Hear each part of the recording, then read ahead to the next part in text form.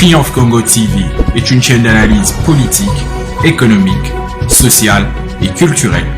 Congolais de partout, aimez votre chaîne, abonnez-vous, likez et activez la notification. Vous voulez avoir l'information? Triomphe.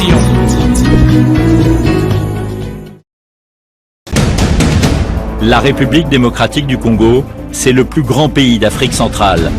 Un territoire équivalent à plus de 4 fois celui de la France métropolitaine. C'est dans le cadre d'un grand partenariat d'accompagnement existant depuis belle lurette que la délégation de la FEC et de l'entreprise d'Albert Project LED ont rencontré dans la matinée de ce mercredi le directeur provincial de l'INPP Katanga, Joël Mokomba Mata. Au cours de leur échange, plusieurs questions ont été abordées, parmi lesquelles celles liées à la coopération entre les deux institutions qui, au dire de Madame le manager, facilite le bon fonctionnement de l'INPP. Cette étape sera suivie par une visite guidée des différentes filières existant au sein de cette institution publique.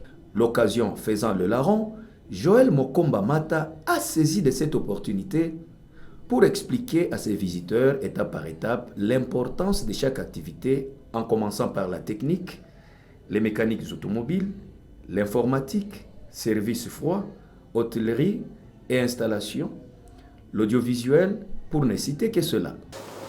Comment les manipuler, comment les installer, comment les programmer.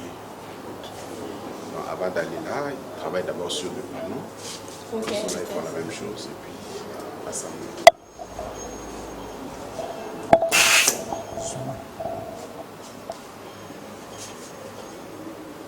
Au cours de ces tours de salle, certains formateurs ont livré leurs impressions sur la qualité d'enseignement que bénéficient les différents apprenants.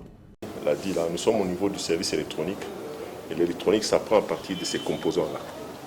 Alors les composants ici, il faut monter les circuits, les réaliser pour que ça puisse servir. Alors, nous avons ceci qui est notre expérimentateur. Donc selon l'exercice, quelqu'un va monter. Ici, nous avons la gestion électronique du moteur. Donc, on a pris les éléments physiques seulement, le vilebrequin et l'arbre à cam. Les restes, ce sont les composants électroniques. Donc, dans les composants électroniques, nous avons les calculateurs qui gèrent, qui est pratiquement l'ordinateur de bord.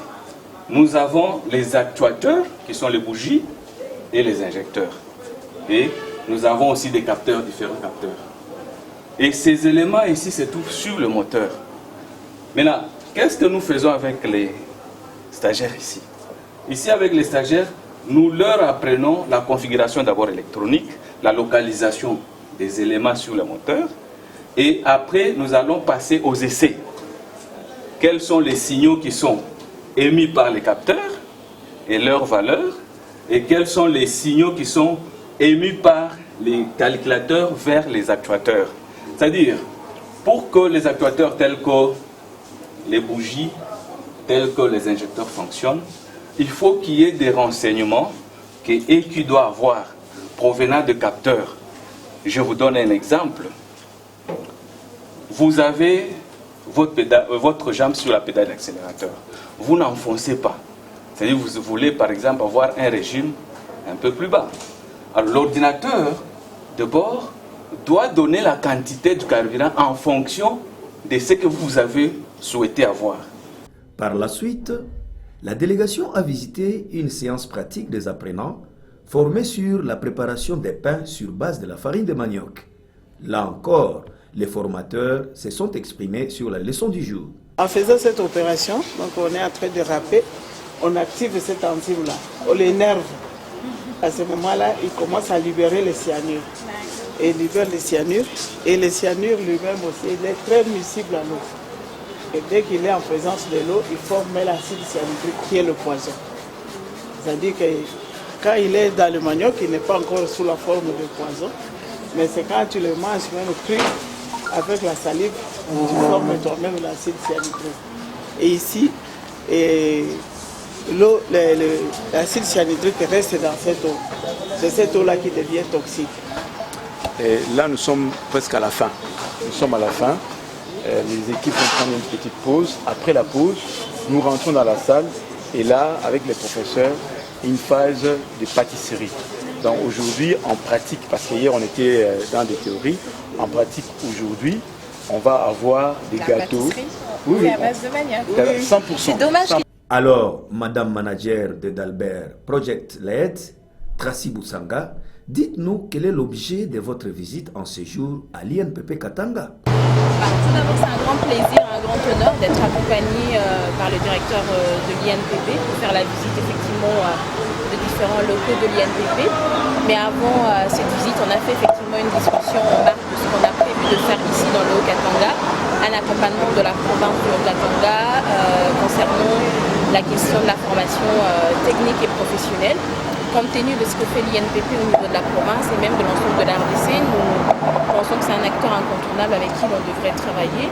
Donc l'idée pour nous, c'est un petit peu d'analyser un petit peu l'existence, ce qui existe, ce qu'il y a en termes de challenge, ce qu'il y a en termes d'opportunités, pour voir dans quelle mesure nous, en tant que Dalbert, pour le compte de la Fondation Caterpillar, nous pourrons accompagner effectivement l'INPP ainsi que les autres acteurs évoluant dans les secteurs de la formation professionnelle, au Katanga d'abord et par la suite dans toute la RDC.